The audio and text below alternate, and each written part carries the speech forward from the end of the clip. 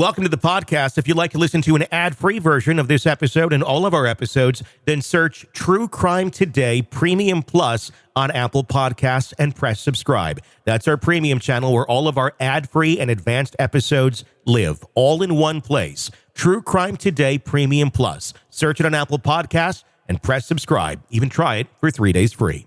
Sometimes the safest place is the most dangerous. You're tuned in to Hidden Killers with Tony Buzbee, featuring psychotherapist and author Shavaun Scott.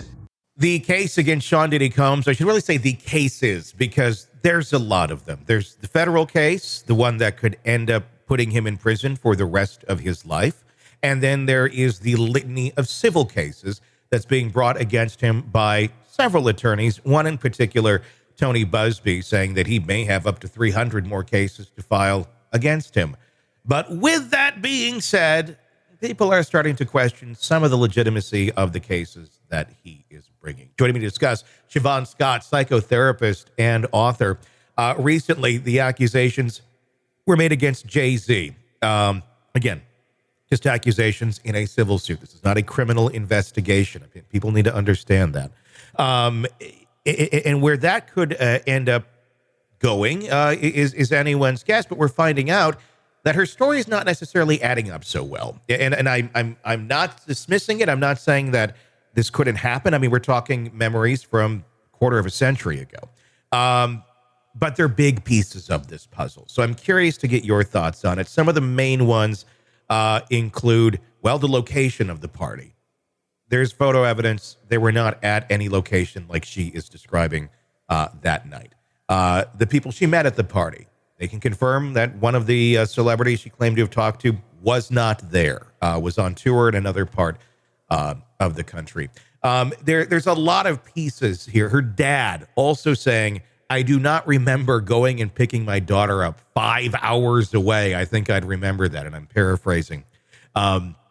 It's a lot. These are some key pieces of this, but and she's still doubling down, telling NBC News or CNN, I believe, that yeah, she's still, I may have inconsistencies, but I still am standing by my story. Thoughts on all that?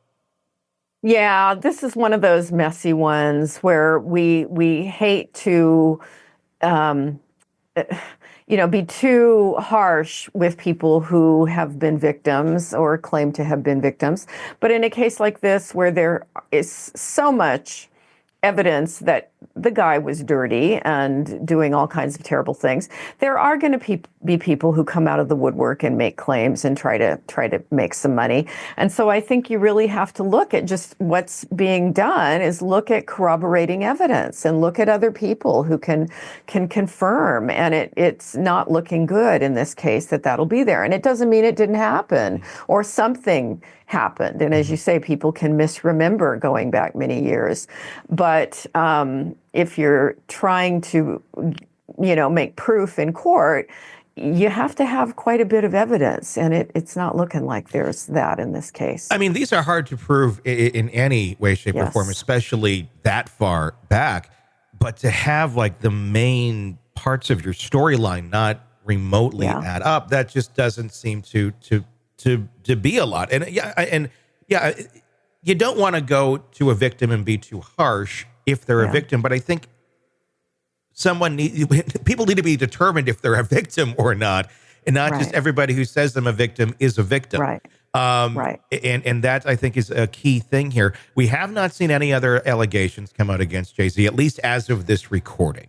Something has happened beyond that. I'm sure we're going to be talking about that. But as of now, nothing.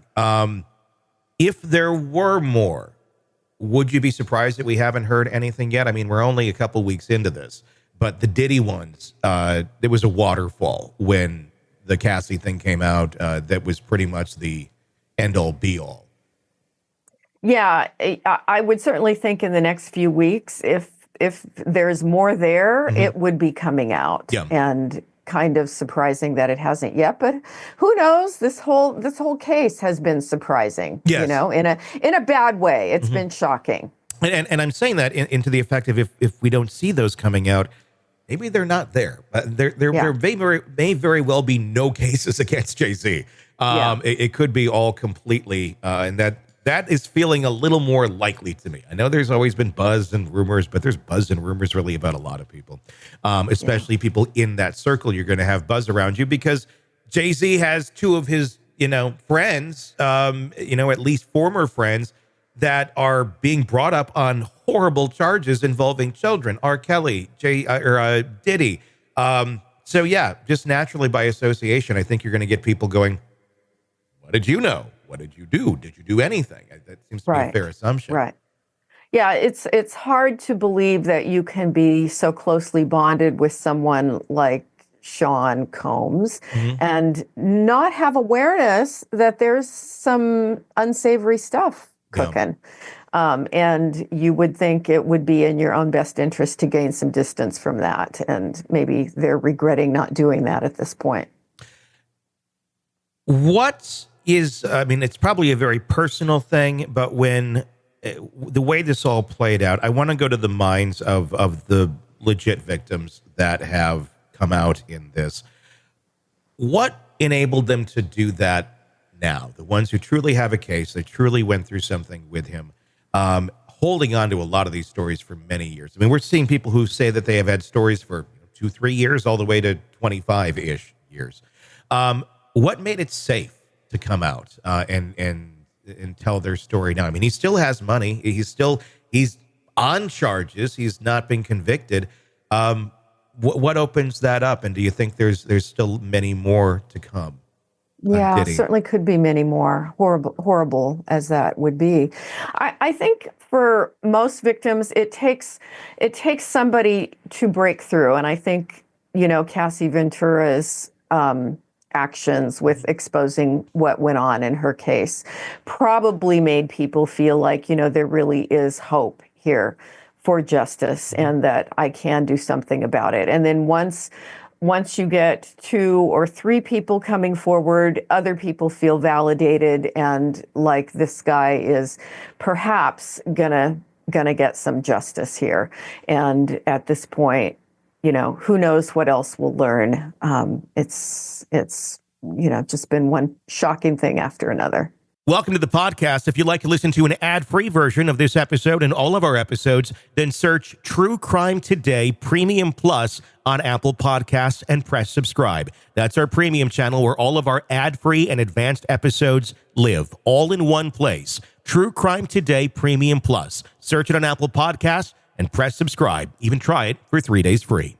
You're neck deep in a dark, twisted tale, and just as the tension peaks, bam, a commercial about some miracle diet pill breaks the spell. It's like finding a fly in your soup after the first bite. But here's the fix. True Crime Today Premium Plus on Apple Podcasts. You get to enjoy your crime stories without the junk. Ad-free episodes, extended interviews that go beyond the surface, and early access to all the gruesome details. It's like swapping out a can of cheap beer for a glass of fine whiskey. So search for True Crime Today Premium Plus on Apple Podcasts. Subscribe and keep the darkness flowing uninterrupted.